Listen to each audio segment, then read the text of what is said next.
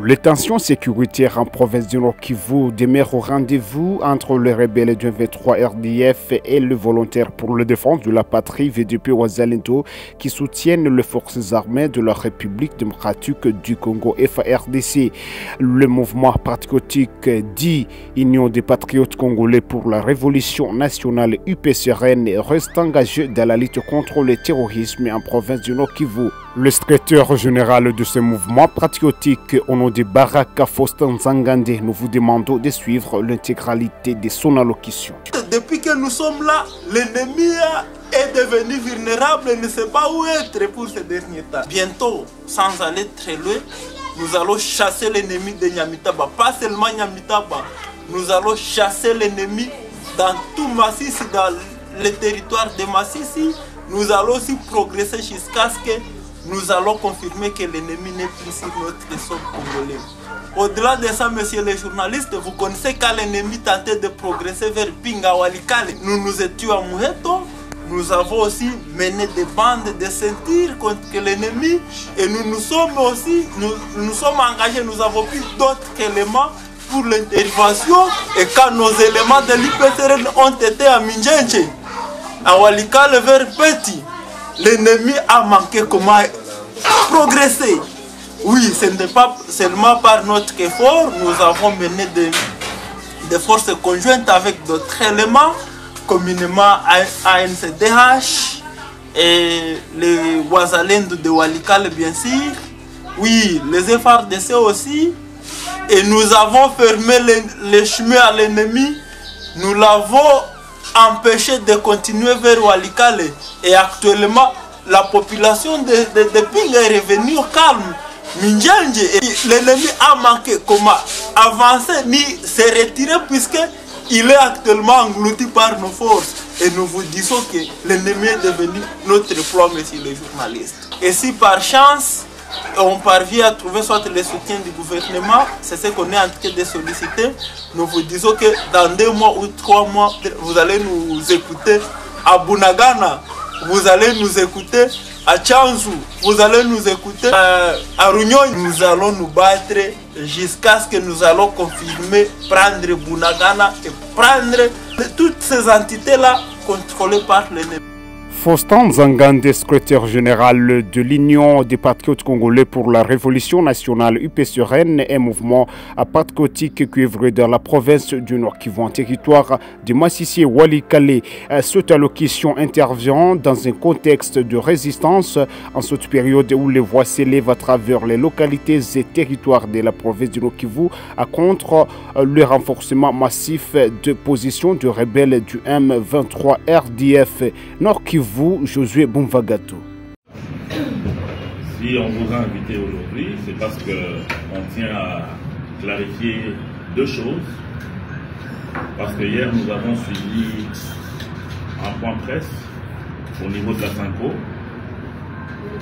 d'un corps politique complètement sclérosé, une alliance sans forme et née dans l'obscurantisme, parce qu'on a d'une part ceux qui ont jeté de l'opprobre sur le peuple parce qu'ils n'ont pas respecté la souveraineté du peuple par les élections, et d'autre part aussi ceux qui sont dans le camp des échoués qui ont tenté d'avoir la magistrature suprême et qui ont échoué. Donc notre point d'aujourd'hui va porter sur l'amalgame qu'il y a autour de l'article 217 de la loi fondamentale, mais aussi autour de la question épineuse de changement ou révision de la Constitution.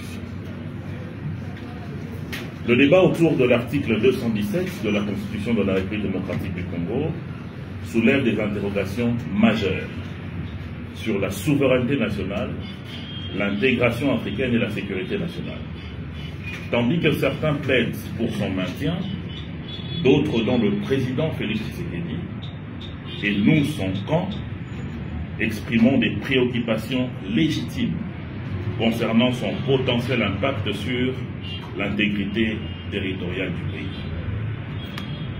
L'article 217 stipule que la RDC peut consentir à limiter partiellement sa souveraineté pour promouvoir l'unité africaine et l'intégration régionale, notamment au sein des structures comme l'Union africaine.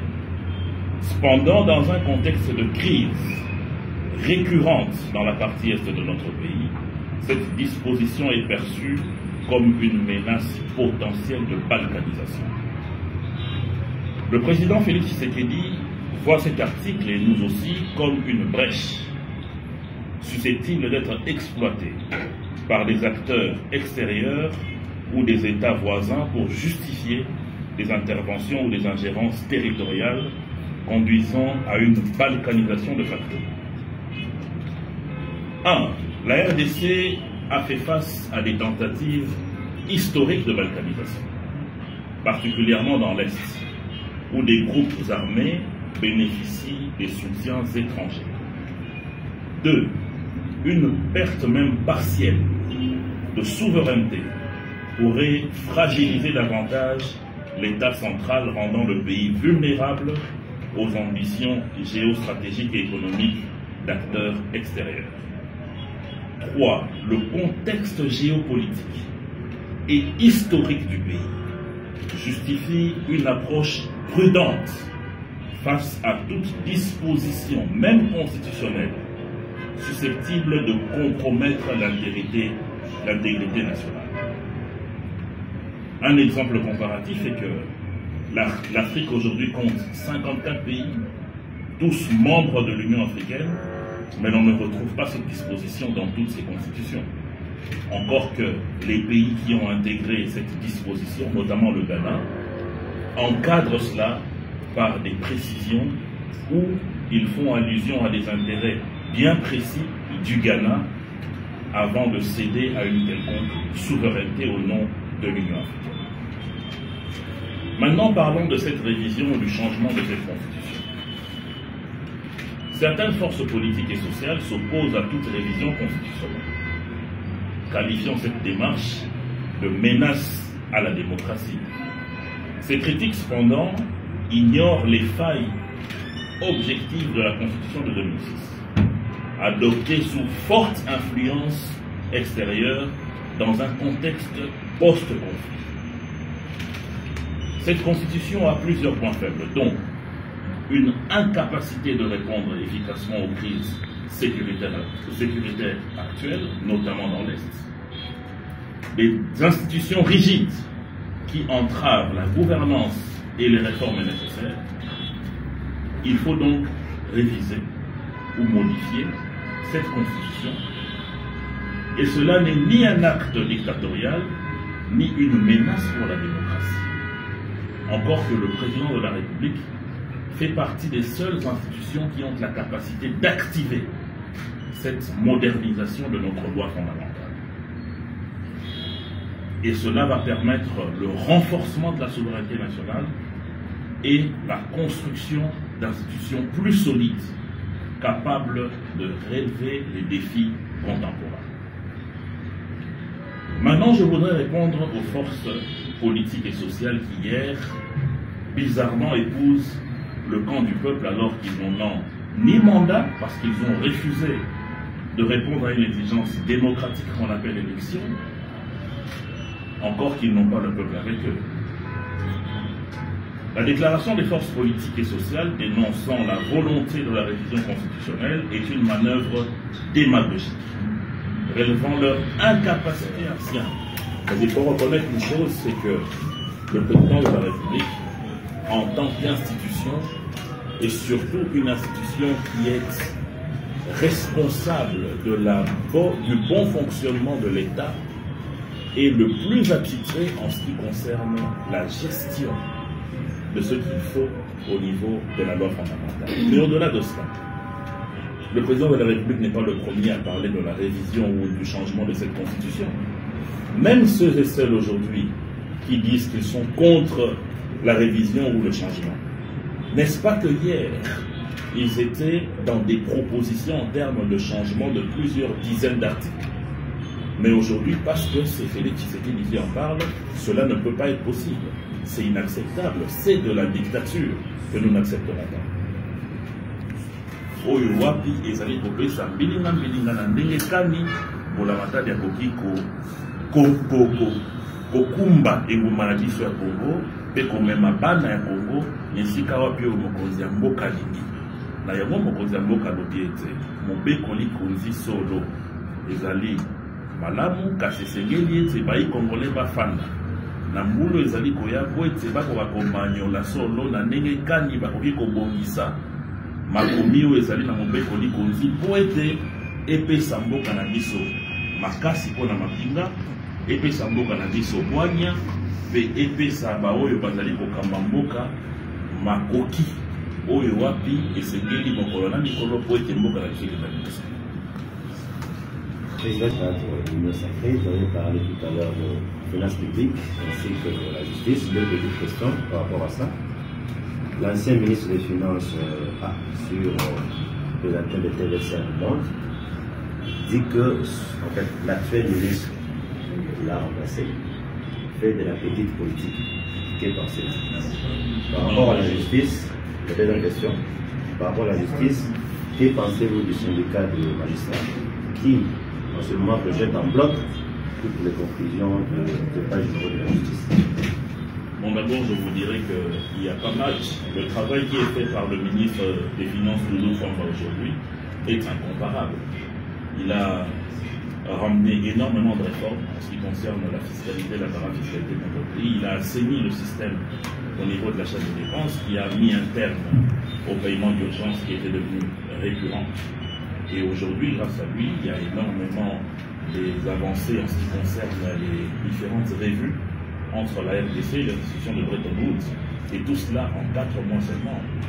Donc il n'y a pas à entrer dans les polémiques inutiles, il faut plutôt apprécier le travail qui est fait. En ce qui concerne les états généraux de la presse, je suis le premier à dire de la justice. Cela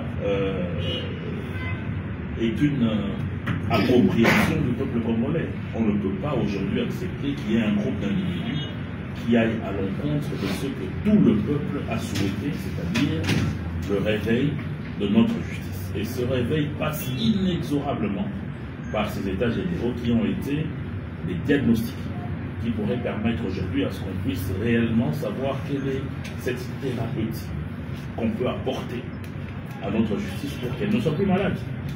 Et le ministre d'État, ministre de la Justice, Constant Moutamba, a déployé des efforts pour rester dans la ligne droite de cette vision du président de la République. Nous tous, en tant que peuple, nous sommes contents de ce qui a été fait. Donc s'il y a un groupe d'individus qui, pour des intérêts non encore identifiés ou obscurs, qui continueraient à aller à l'encontre de ce vœu populaire, eh bien, ils vont trouver le peuple sur leur chemin. Nous encourageons le ministre d'État, le ministre de la Justice, de poursuivre avec ce qu'il a initié et de permettre la mise en place de ces recommandations pertinentes qui, à notre sens, vont permettre à ce que notre justice puisse sortir de cet état de maladie. L'étude approfondie Fabrice ainsi sur notre loi fondamentale pour l'année prochaine parce que justement, l'espoir est que dans l'entretemps, il y ait énormément d'avancées en ce qui concerne la situation de sécurité dans l'Est de notre pays. Donc, dans ce sens-là, il faut avoir l'espoir que soit la diplomatie agissante menée par le chef de l'État va donner des résultats dans un délai proche et que ça permettrait à ce qu'on puisse lever cet état de siège. Et deuxièmement, faire confiance à notre armée qui est déjà pied d'œuvre pour résoudre ce problème d'insécurité. Dans tous les cas, ces deux actions seraient des réponses à ce que l'état de siège puisse être levé. Donc, donner la possibilité à ce que ce travail puisse être fait sans enfreindre l'article que vous venez de citer. Maintenant, en ce qui concerne ce que vous faites comme allusion, il n'y a pas de tâtonnement. En réalité, le chef de l'État a fait une proposition, nous tous nous en faisons. Moi, personnellement, j'ai travaillé avec des éminents juristes et politologues, notamment le professeur Kabissa, sur la proposition d'une nouvelle constitution. Nous sommes dans le camp de ceux qui parlent de changement, il y a d'autres qui parlent de révision, c'est vrai. Ce n'est pas de la contradiction parce que nous tous nous convergeons vers le sens de moderniser notre loi fondamentale pour la rendre à même d'être, de donner des réponses aux défis actuels de notre pays. Mais aussi, il ne faut pas oublier que le chef de l'État a promis une commission qui va travailler sur la question et qui déterminera, in fine, si on va aller vers une révision ou un changement. Mais tout cela ne peut se faire qu'à l'aune de ce que pense notre peuple. Donc nous, politiques, nous pouvons émettre des avis, c'est vrai, mais il y a un décideur final qui est le peuple congolais qui décidera de ce qu'il fera de sa loi fondamentale. Oui. Donc si quelqu'un ne sort pas de son silence pour dire que je suis contre, donc il est d'accord avec ce que propose le chef de l'État. Cela m'emmène à votre deuxième question. La proposition, comme je venais de vous le dire, et répondre à Mme Katia, c'est qu'en réalité, il n'y a pas une décision figée. La décision viendrait des travaux qui vont être initiés au sein d'une commission qui sera mise en place l'année prochaine. Mais en ce qui me concerne, j'ai été clair, c'est que moi, personnellement, et un autre groupe d'amis avec qui nous travaillons, nous sommes dans une posture où il faille nécessairement changer la Constitution et entrer dans une 4e République. Monsieur Thierry, oui, madame. Vous des inquiétudes de certains Congolais qui ont peur d'une probabilité d'un coup d'État en cas de référendum, parce que la Constitution actuelle, donc le calcul que le pays va rester sans loi, c'est qu'il donnera l'occasion aux langues et consorts de prendre la voie d'un coup d'État, par exemple. Première question. Deuxième question, quand Félix Antoine Tshisekedi dit haut et fort que qui est celui qui va m'interdire, moi, avant des élections, de ne pas faire ça, est-ce son temps vers l'architecture ou bien c'est de la faiblesse qu'on témoigne envers ses adversaires?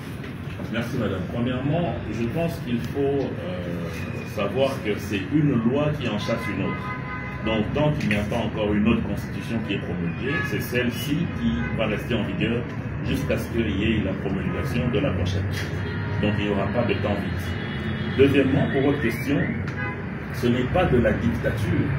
Je vous ai dit ici en préliminaire, c'est que le chef de l'État est une institution habilitée à enclencher des révisions ou des initiatives qui permettent à ce qu'il y ait une modernisation de nos institutions et même des lois. Mais cela tout en respectant ce qu'il faut pour le faire. Donc, lorsque le président dit qu'il ne voit pas qui va le lui interdire, mais il a raison parce que il a reçu un mandat des Congolais, il exerce ce mandat parce que les élus, président de la République ou députés, ne sont que mandatés par le vrai mandant qui est le peuple. Donc, étant donné que le peuple lui a donné ce mandat d'être garant, d'être celui qui veille sur le bon fonctionnement des institutions, il ne voit pas celui qui va empêcher cette volonté populaire qui a été exprimée lors du scrutin de décembre 2023. Donc, toutes ces personnes qui sont nées de l'obscurantisme et qui viennent interdire aux Congolais de réfléchir. Donc, on vous dit, niet, vous n'allez pas réfléchir, vous n'avez pas le droit de faire un référendum ni de proposer des révisions, ça ne peut venir que de nous. Nous qui, nous c'est Sanga ou nous la bande de ceux qui hier étaient à la Cinco, mais quand c'est vous, nous refusons. Mais qui sont-ils pour refuser? Il n'y a que le peuple qui a la souveraineté. Donc toutes ces agitations ne servent absolument à rien. Déjà que ces personnes ont manqué de respect au peuple congolais en disant que pour eux les élections ça ne sert à rien. Ils ont refusé de se présenter lors de ce scrutin. Et maintenant ils viennent parler au nom de qui? En tout cas pas au nom du peuple. Donc ce n'est pas de la dictature, ce n'est pas non plus de la peur, parce que lorsqu'on a le peuple derrière soi, eh ben, on ne peut être que très sûr de ce qu'on est en train de faire. Surtout que si c'est pour ce peuple. Oui, c'est vrai. Une question. D'abord, je peux vous dire que ce ne sont pas les opposants, ce sont des réfractaires. Parce que l'opposition, c'est la personne qui vient en contradiction au programme du gouvernement. On ne les a jamais entendus apporter une contre-proposition en ce qui concerne ce qui est présenté par la première ministre Judith Suminwa comme programme du gouvernement. Ils ne sont là que pour chercher à jeter les diatribes et les invectives lorsqu'il s'agit des positionnements politiques. Donc, si demain, ils veulent organiser une marche, libre à ce qu'ils puissent organiser une marche. Mais s'il s'agit de faire ce que nous avons entendu hier, c'est-à-dire rendre le pays ingouvernable, remplacer par des moyens non démocratiques le chef de l'État, eh bien, ils vont se rencontrer aux forces de l'ordre. Parce que ça serait du désordre. Ça ne serait pas de la démocratie. Peut-être pour terminer, la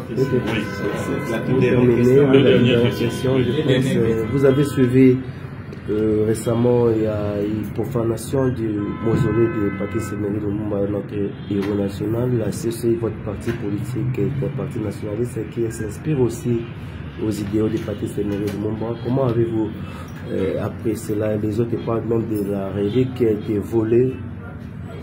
C'est quand même assez grave ce qui s'est passé, parce qu'un Congolais, né d'un père et d'une mère congolaise, ne peut pas oser brader ou détruire ce qui appartient à Patrice Emery Lumumba. Si aujourd'hui nous sommes indépendants, c'est entre autres grâce au combat de ce monsieur qui en a payé de sa vie. Nous, CCU, nous, lumumbistes, nous ne pouvons que donner des malédictions à ces gens. Parce que cela est très gravissime. On peut s'amuser, mais il y a des limites. Et ça, c'est une profanation qui, au-delà du fait d'être un acte répréhensible par la loi, mais serait même répréhensible spirituellement. Et là, je parle en tant que Sakata de Maïdombe, et je dis que ça sera terrible pour ces gens parce que je connais la force ancestrale et je sais ce qu'il y a derrière.